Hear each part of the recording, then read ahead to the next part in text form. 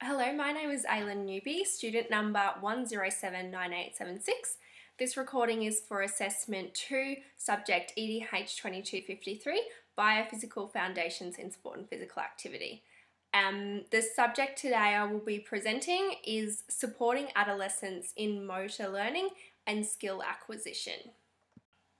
Motor learning is becoming skilled in movements through practice or a unique experience. Involved in this practice is the process of skill acquisition, which is the development of a skill.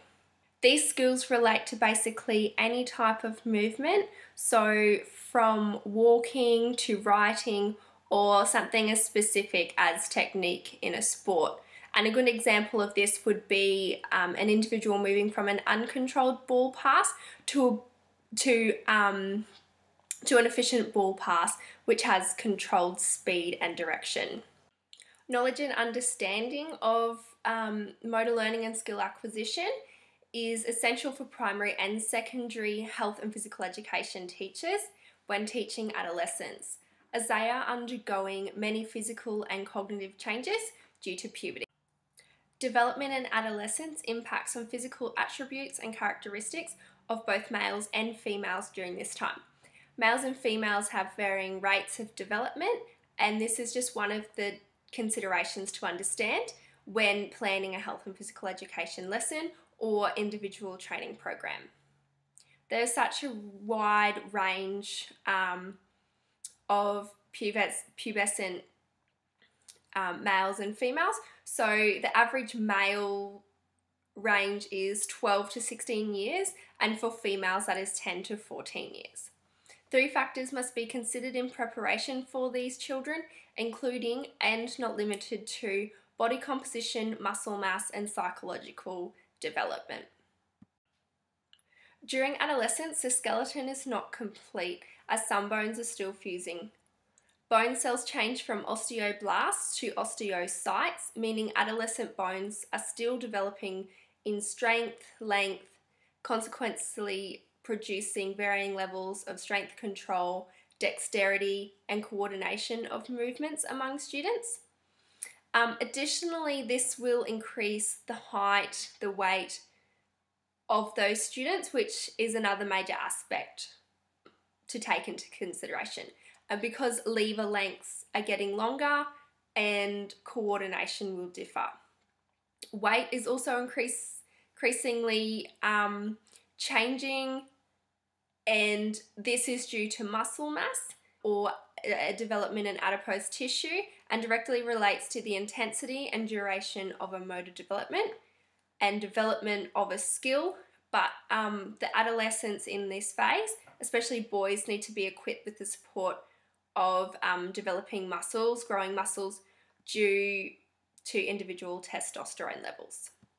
This could be done by providing autonomous tasks so students can match their ability to the task. For example, in a hurdle practice, you could have different sets of hurdles with varying heights with different distances in between those. So those students who are taller can match themselves with the bigger difference as they bigger gap, because they will have a longer stride length as with their ability to go over that higher hurdle. And so as children develop through that skill, they will be able to autonomously decide which size will suit their ability level. So this also applies to girls. They're also developing more muscle mass. They're also growing, their limbs are growing as well. But during puberty, they are producing more adipose tissue. And so training requirements also need to consider the self-conscious nature of those children. For example, in a swimming lesson, if girls are going to feel self-conscious in a one-piece, then let them wear board shorts or a baggy t-shirt. They might not want to wear a sun shirt, which is also going to be tight. So I think this is really important to consider because even though if they are being assessed on something, it might impact on their technique or their speed, but in turn this will increase their motivation and their psychological development is going to be supported by you as the teacher, which will lead to higher levels of skill acquisition than those whose self-confidence is not supported. Although their skill might not be as refined as those who don't have those constraints of additional clothing, but in the long run, that is something that at least if they're actually practicing in it, then they are going to become better at that particular skill. Psychological development, cognitive functions, and hormonal balances are changing, thus affecting personalities across students. These factors change the needs which are to be met when teaching adolescents. Personality can impact on stress, self-efficacy, locus of control, and even motivation, whether it be intrinsic or extrinsic.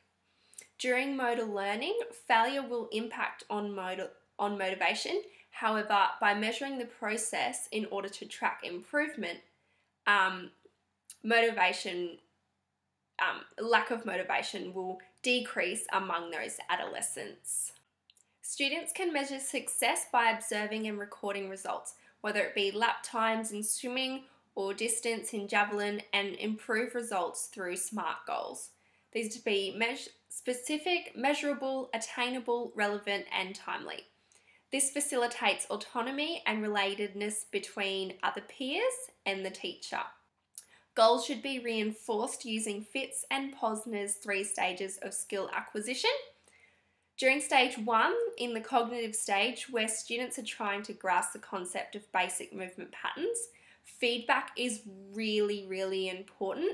It needs to be timely, specific, and directly related to the skill in which the learner is trying to detect errors. So for example, saying jump higher is not going to lead to progress in high jump. It needs to be really specific. So what are their arms doing? What are their legs doing? Where are they jumping from? Are they coming in on too far of an angle? Are they not coming in on enough of an angle? That needs to be really specific. In the second stage, also known as the associative stage, going back to the high jump example, the learner could alternate left to right to see where they are more comfortable to refine their movements by developing strategies assisted by the teacher. And this could be through the implementation of constraints as they reduce errors. Constraints are boundaries which are put into place to explore individual characteristics which will lead to skill acquisition through emergent behaviour. And through that emergent behaviour, children will self-organise under those constraints. So constraints can be something as simple as the equipment, the size of a ball. The bigger the ball, the easier it is to catch. The smaller the ball, the harder it is to catch. Same with environmental constraints. The bigger the field, for example, in touch football, if you're keeping those same team numbers, it's going to be easier to break through if you're attacking, but also harder to defend.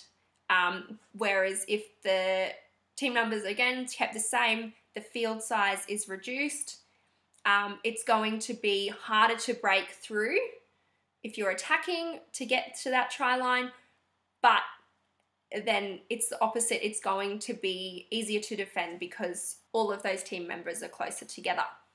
And the third stage, the autonomous stage, the individual's movements become fluid, consistent, and executed, and they make less mistakes.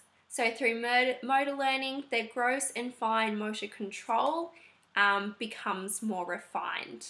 If adolescents are supported appropriately, their needs are met during skill acquisition, then they will develop a good relationship with motor learning and physical activity, which will maintain positive health and well-being throughout adolescence and also for the future.